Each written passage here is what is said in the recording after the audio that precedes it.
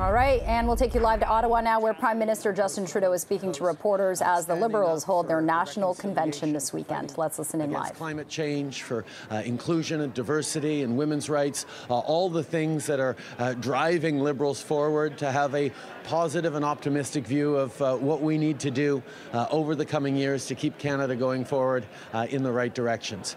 Quel plaisir énorme pour moi d'être ici avec nos coprésidents de la Convention libérale pour rencontrer les gens, pour capter l'énergie des milliers de libéraux qui se réunissent pour la première fois en 5 ans pour parler de tout le travail que nous allons continuer à faire pour bâtir un Canada plus fort, une économie plus verte, des bons emplois à travers le pays, mais aussi d'être là pour défendre les valeurs et les droits de tous les Canadiens. C'est un grand plaisir de pouvoir célébrer et se réengager et s'énergiser pour les défis des années à venir. Louis. Bonjour, M. Trudeau. Question sur une des résolutions qui va être débattue pendant ce congrès. Il y a une résolution du Québec qui demande un plan détaillé de retour à l'équilibre budgétaire. Qu'elle soit adoptée ou pas, pour vous, est-ce que c'est important d'ici la prochaine élection de présenter un plan de retour à l'équilibre budgétaire aux Canadiens? Le plus important pour moi, c'est de créer une économie forte et résiliente dans laquelle on peut continuer d'investir et de créer des bons emplois. On sait que c'est essentiel de démontrer une responsabilité fiscale, ce qu'on est toujours en train de faire. On a le plus bas déficit au G7, on a le plus bas taux d'endettement envers le PIB du G7 et on est un des 3 plus grands pays du monde avec une cote AAA des agences qui évaluent la solidité fiscale des gouvernements. Donc, on est dans une bonne situation, mais il faut continuer de le rester et on va continuer d'être responsable avec nos investissements dans les Canadiens. Mais je comprends que sur le plan, vous ne voulez pas vous avancer là-dessus, sur un plan détaillé. Good morning, Mr. Trudeau. Michael Chong has said that your national security advisor did see a report about China targeting MPs. Sorry, I'm having trouble hearing you. Can you step forward or can they turn up the mic a little bit? Sorry.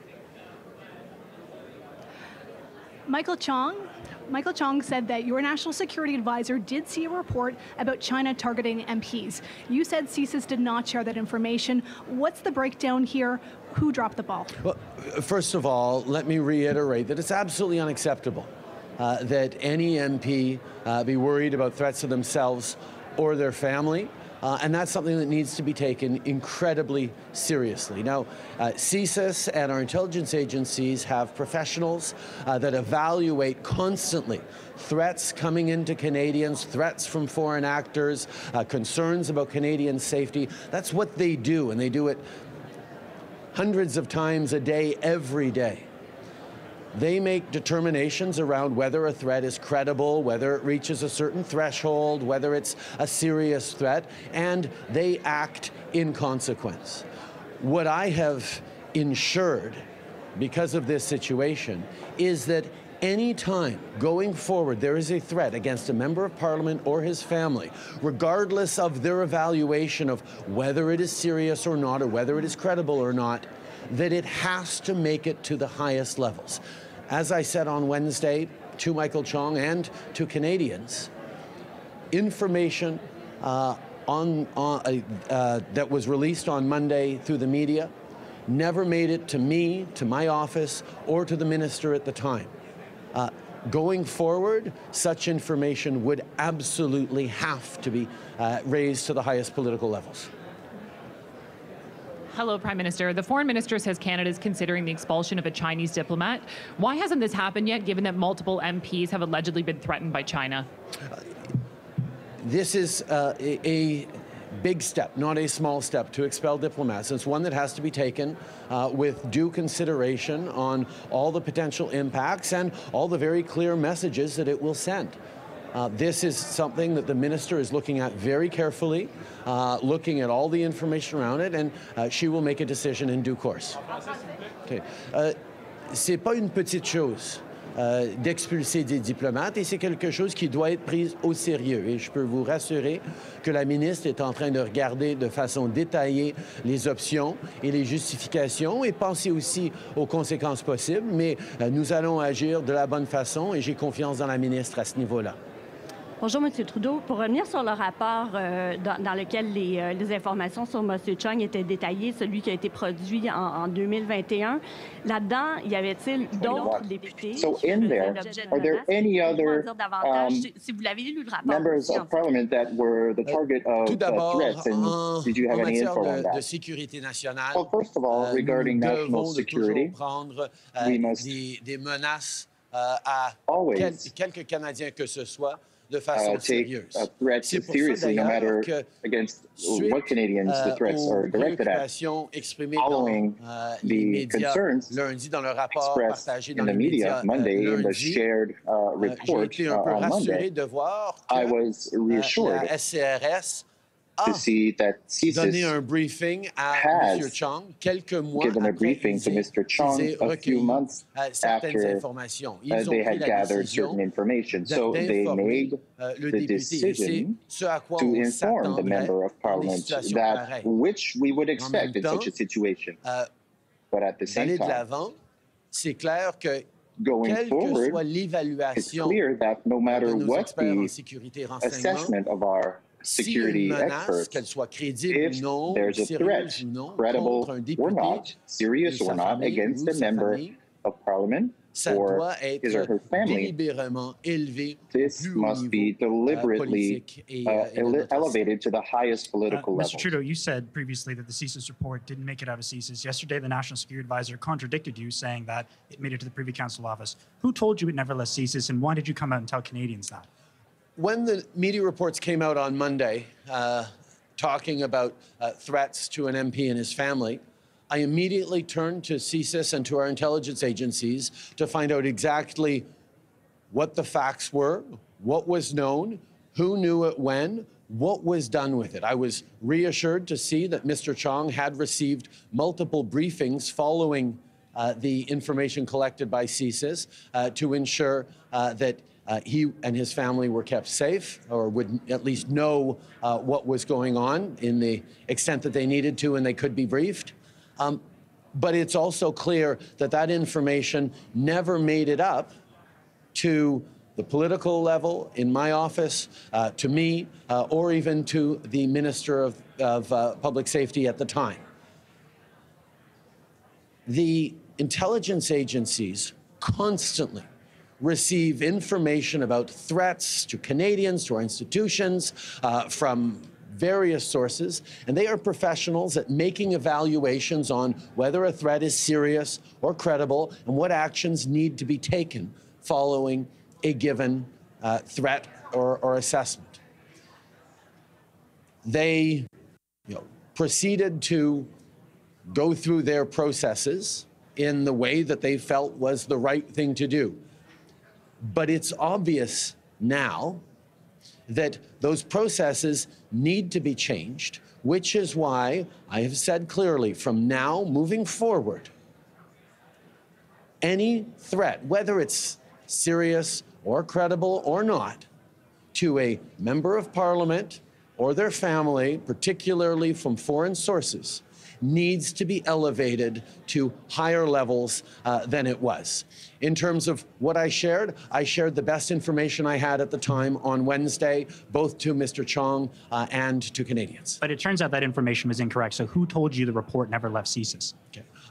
I get briefings regularly from various sources. I'm not going to go into details on that. I will say, however, that as new information comes to light, we will share it as best as possible. But the fundamental fact that CSIS made a determination on what needed to be done with that information based on their professional levels, based on their assessment of threat levels, of seriousness, of credibility, is what we are going at now, saying specifically it has to be elevated, not just out of CSIS to other places. It has to be elevated to the highest levels so that we know about threats to members of Parliament or their families. Pour revenir à la question sur la motion du To Québec get back to the question of Quebec's motion asking for a figured budget, return to a balanced budget, you talked about fiscal responsibility, but do you reject Quebec's offer who are asking for figures? Well, one of the wonderful things of being able to be here in person is to hold these discussions between Liberals as to how we're going to be continuing to move forward, how we're going to choose our priorities in the government, and but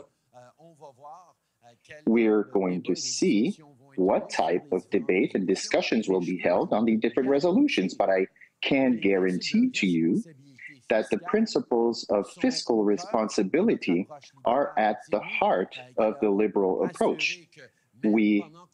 It is us who have assured that even though we're investing in helping Canadians, we're keeping our AAA credit score. We are demonstrating that we have the lowest deficit of the G7 countries. We are showing the best debt ratio of all our allies, because we know that to remain responsible fiscally, well, that's how we want to serve Canadians and create a growing economy. So I would like to return on that. I understand what you're saying. You're talking about responsibilities, but we're talking about a clear calendar. Do you have one? And especially, what do you understand when your militants ask for this? What do you understand?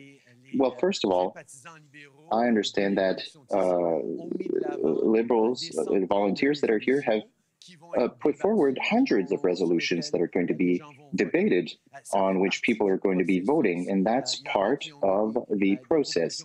Some have advanced propositions concerning the high-speed trains, others on telecommunications, internet access. People have put forward propositions on fiscal responsibility. There are going to be big debates amongst Liberals in all these cases.